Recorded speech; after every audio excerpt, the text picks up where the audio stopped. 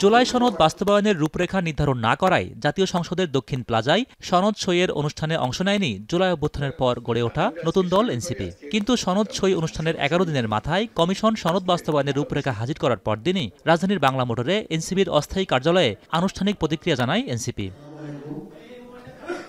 সনদ বাস্তবায়নের আইনি ভিত্তিসম্পন্ন আদেশের খসড়া সরকার গ্রহণ করলে সনদ স্বাক্ষরের ব্যাপারে অগ্রগতি হবে বলে মনে করেন নাসিরউদ্দিন পাটোয়ারি।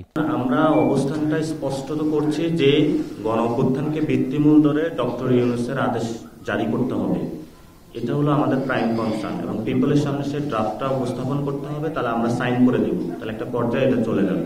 এ সময় গণভোট নিয়ে বিএনপি জামায়াতের অবস্থানকে মল্লযুদ্ধ হিসেবে আখ্যায়িত করেন তিনি। যে অর্ডারের কাঠামোর অধীনে একটি গণভোটের আয়োজন, কিন্তু গণভোট নিয়ে বাংলাদেশে অনেক তর্ক বিতর্ক চলছে, এটাকে আগে হবে নাকি পরে হবে, আমরা সেই তর্ক বিতর্ক যাব না। আমরা মনে করি এই তর্ক বিতর্ক জামায়াত ইসলামী এবং বিএনপির মধ্যে একটি মল্লযুদ্ধ।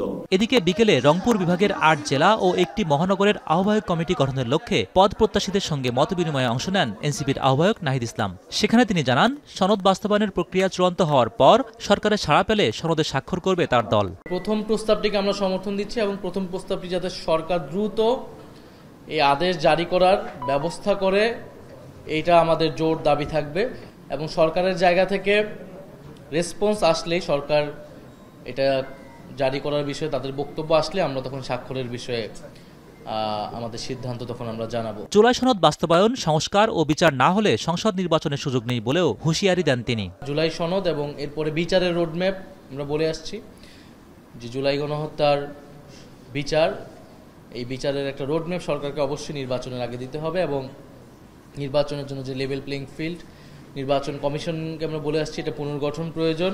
আগামী নির্বাচনে এককভাবে ভোট করার জন্য এনসিপি প্রস্তুতি নিচ্ছে বলেও জানান দলটির এই শীর্ষ নেতা।